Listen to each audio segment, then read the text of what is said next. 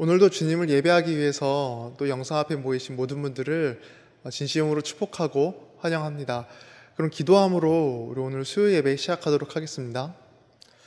하나님 아버지, 또 우리에게 주님을 예배하고자 하는 마음을 허락해 주셔서 또 주의 말씀을 듣게 해주시고 또 주 앞에 불러주시니 감사합니다.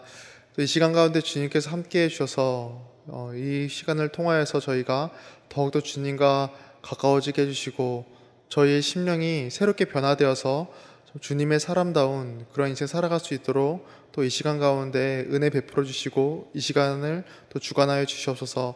예수님의 이름으로 기도합니다. 아멘. 네, 그럼 우리 오늘 함께 나눌 하나님의 말씀 출애굽기 12장 12절입니다. 출애굽기 12장 12절입니다. 네, 우리 한 절 말씀인데요. 함께 고백해 보도록 하겠습니다. 내가 그 밤에 애굽 땅에 두루 다니며 사람이나 짐승을 막론하고 애굽 땅에 있는 모든 처음 난 것을 다 치고 애굽의 모든 신을 내가 심판하리라. 나는 여호와라. 구약 성경을 보면은 하나님께서 이제 지속적으로 하시는 말씀이 있습니다. 너는 이제 애굽 땅에서 종 되었던 것을 기억하라. 이제 이 말씀을 지속적으로 이스라엘 백성들에게 이제 하시는데요. 이스라엘이 이제 애굽에서 종 노릇하다 하나님께서 이제 탈출시킨 그 출애굽 사건을 이제 성경은 반복해서 언급을 함으로 그 중요함을 이제 상기시켜주고 있는 것입니다. 그만큼 출애굽 사건은 이스라엘뿐 아니라 지금 시대를 살아가는 우리에게도 이제 큰 사건이고 너무 중요한 그런 사건이기에 그렇습니다. 그렇다면 그 출애굽 사건이 왜 신자에게 이제 그토록 중요하냐면 바로 이제 구속사의 예표적인 사건이기에 그렇습니다. 우리 신명기 24장 말씀도 한번 봐볼까요? 너는 애굽에서 종 되었던 일과 내 하나님 여호와께서 너를 거기서 속량하신 것을 기억하라. 이렇게 말을 하죠. 모세는 지금 이스라엘이 출애굽한 그 사건을 속량이라는 단어로 지금 표현하고 있습니다. 그리고 또한 이스라엘이 이제 출애굽할 때 이제 무엇을 이렇게 건넜냐면 홍해를 건너서 이렇게 탈출을 하죠. 그런데 고린도 전서에 보면은 그 홍해 건넌 사건을 이제 세례 받은 사건으로 묘사하고 있습니다. 즉 이제 구원받은 신자가 세례를 받듯이 출애굽한 즉 이스라엘 백성들도 홍해에서 이렇게 세례를 이제 받았다라는 것이죠. 이처럼 애굽에서 종 노릇하던 이스라엘을 하나님께서 건지신 사건은 죄의 종 노릇하던 우리를 예수 그리스도를 통해 속량하여 구원하신 것을 예표하는 그런 사건이라고 할 수 있습니다. 그래서 출애굽이 구약의 여러 사건 가운데 이제 가장 중요한 사건 중 하나라 할 수 있는 것이고 하나님도 지속적으로 이 사건을 기억하라. 그러니까 너가 애굽에서 종 되었던 것을 기억하라. 이렇게 지속적으로 상기시켜주는 것이죠. 구속사와 밀접하게 연결되어 있으니까요. 그런데 그 출애굽 사건 때 하나님께서 이제 이스라엘 백성을 어떻게 구원하셨는지 좀 기억하시나요? 바로 10가지 재앙을 통해 이제 이스라엘을 건지셨죠. 물이 피가 되는 이제 그런 재앙을 시작으로 애굽의 장자들을 모두 이렇게 죽이는 이제 그런 재앙까지, 이게 무려 10가지 재앙을 통해 이제 그 10가지 재앙을 애굽에 내리는 역사를 통해 이제 하나님은 이제 이스라엘 백성들을 애굽 땅에서 건지셨습니다. 그렇다면 이제 이런 궁금증이 생기죠. 왜 하나님은 10가지 재앙을 통해 이스라엘을 구원하셨을까? 출애굽 사건은 이제 구속사와 밀접히 연결되는 상당히 중요한 사건인데 그 중요한 사건을 하나님은 왜 다른 방법도 아닌 10가지 재앙을 통해서 이제 만들어 나가셨을까요? 저는 어릴 때 뭐 협박 같은 건가, 뭐 안 내보내면 죽는다, 뭐 이런 협박 같은 건가 이렇게 생각을 했는데 과연 그런 걸까요? 우리가 이것을 알려면은 우선 좀 고대 이집트 문화를 조금 이제 이해해야 하는데요. 당시 이제 이집트는 다신교 문화였습니다. 여러 대상들을 이렇게 신격화해가지고 우상으로 만들어서 숭배하던 이제 그런 다신교 문화였는데, 뭐 신격화한 대상으로는 소, 뭐 나일강 이런 게 대표적이었고, 이제 풍뎅이까지 신으로 이제 받들어 모셨다고 합니다. 그리고 그들이 섬기던 신들의 가장 높은 우두머리는 파라오였죠. 그래서 파라오가 죽으면은 이렇게 미라로 만들어서 이렇게 피라미드에 보관하는 거 아니겠어요? 이제 파라오는 자신들에게 그냥 사람이 아닌 신이니까요. 그래서 이집트가 이제 우상을 많이 섬겼다라는 것은 성경 곳곳에서도 이렇게 자주 등장합니다. 이처럼 이집트는 여러 대상을 신으로 섬기던 이제 그런 나라였는데, 중요한 것은 이스라엘 백성들이 그 애굽 땅에 머무던 기간이 무려 430년이라는 겁니다. 이건 결코 짧지 않는 기간이죠. 그리고 이 430년이라는 기간 동안 이스라엘은 애굽에 많은 영향을 이제 받았을 겁니다. 우리나라가 일제강점기 기간이 이제 35년이잖아요. 그 35년 동안에도 이제 일본에 많은 영향을 이제 받았는데, 그런데 이제 430년이라는 기간을 이제 이스라엘 백성은 애굽 땅에 있었으니 당연히 이제 그 이스라엘 백성들은 애굽의 문화, 다신교의 문화를 이제 받아들였겠죠. 그래서 하나님은 이스라엘 백성들을 그 애굽 땅에서 구원하시기 전에 10가지 재앙을 통해 애굽의 우상들을 하나하나 지금 치신 겁니다. 그래서 오늘 본문 이제 12절을 한번 다시 보면요, 이렇게 말을 합니다. 자, 내가 그 밤에 애굽 땅에 두루 다니며 사람이나 짐승을 막론하고 애굽 땅에 있는 모든 처음 난 것을 다 치고 애굽의 모든 신을 내가 심판하리라, 이렇게 말을 하죠. 자, 하나님은 뭐라고 하냐면 애굽의 모든 신을 내가 심판하겠다, 이렇게 말씀을 하십니다. 즉 이 10가지 재앙은 단순한 기적이 아니라 애굽에 어떤 공포를 주기 위한 그런 사건이 아니라 이스라엘 백성 마음에 자리 잡고 있던 애굽의 여러 우상들을 꺾어버리는, 부숴버리는 그런 작업이었던 겁니다. 야, 내가 믿고 있던 우상들이 하나님을 통해 심판당하는구나. 아, 내가 지금까지 헛된 걸 믿고 헛된 걸 따랐구나. 이렇게 이스라엘 백성들의 마음에 있는 우상들을 하나하나 치던 그런 작업이 바로 요 10가지 재앙이라는 겁니다.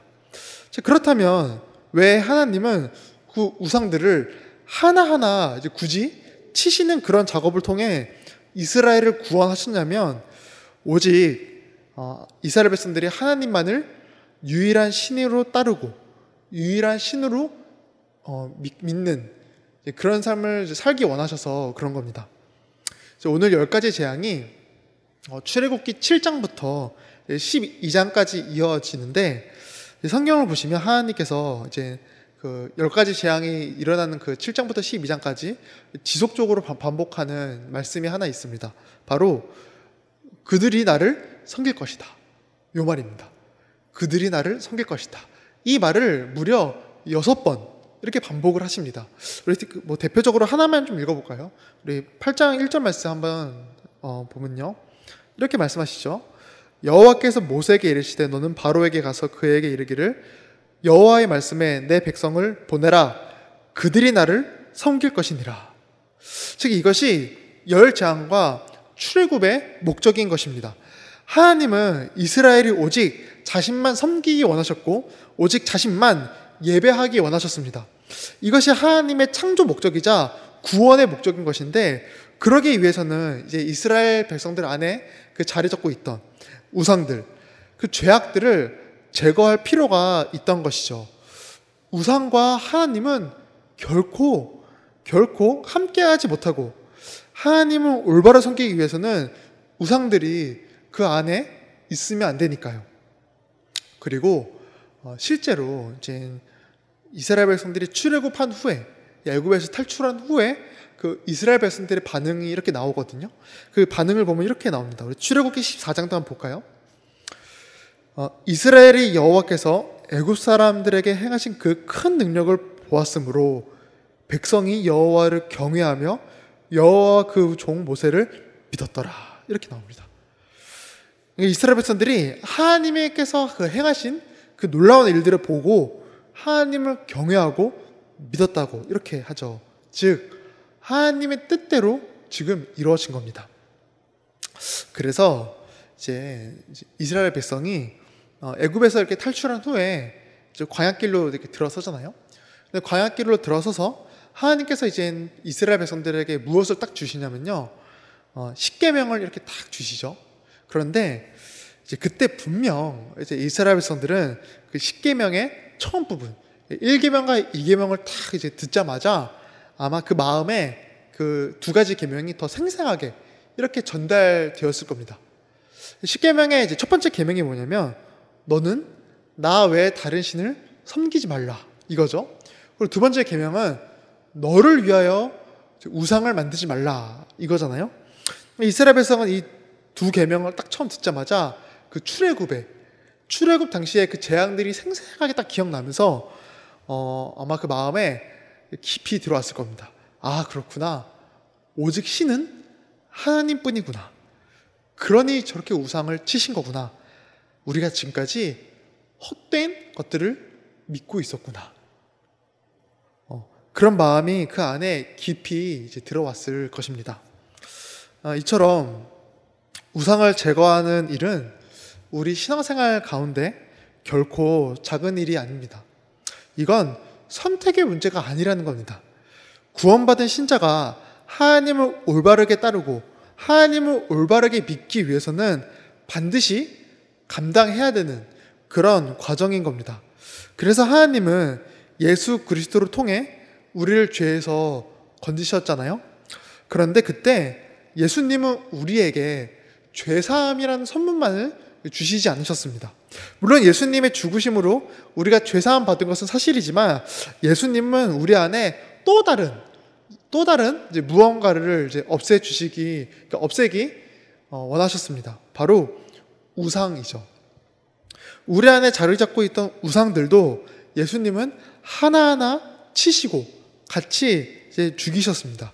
사실 이제 이걸 조금 더 명확히 말하자면요, 우상을 향한 그런 마음들, 그러니까 우상을 숭배하고자 하는 내 안에 있는 정욕과 탐심을 이제 없애주신 것이죠. 우리 갈라디아서 5장 24절 말씀, 우리 이 말씀을 한번 같이 고백해 보겠습니다. 시작. 그리스도 예수의 사람들은 육체와 함께 그 정욕과 탐심을 십자가에 못 박았느니라.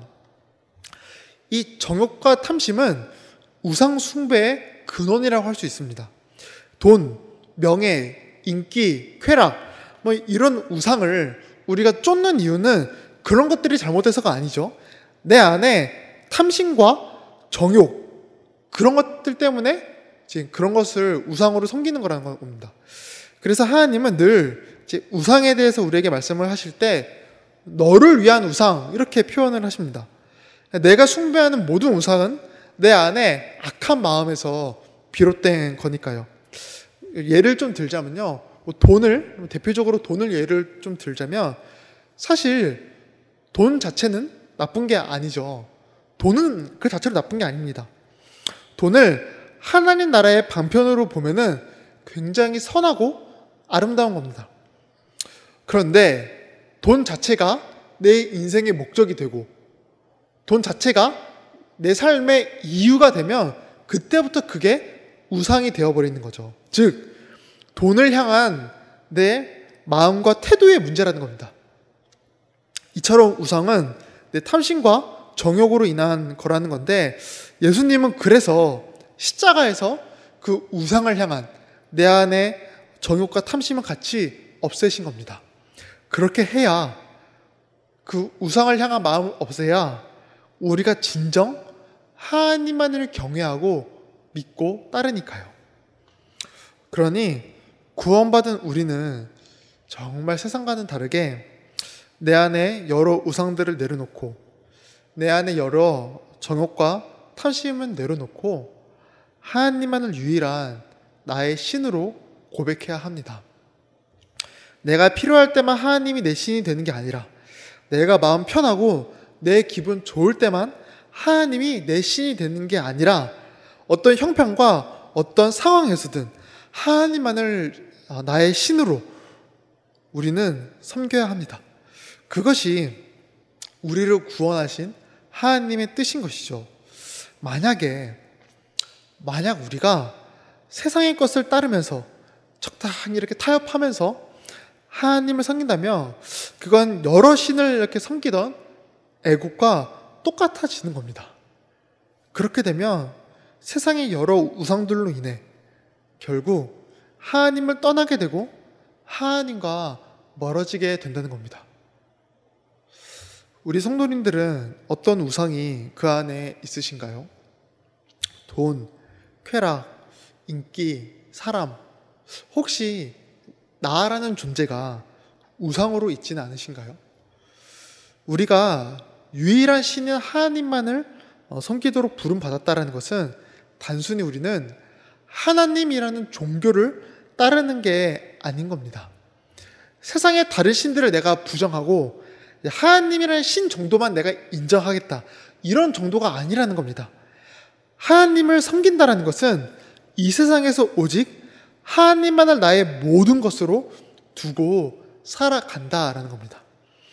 그러니 우리는 부지런히 내 안에 우상들은 내려놓기 힘써야 되고, 그리고 그때 그 내 안에 여러 우상들을 내려놓을 때, 그때 진정한 신앙생활이 시작되는 것이죠. 우리 마태복음 6장 말씀 한번 마지막으로 같이 고백해보고 마치겠습니다. 자, 시작.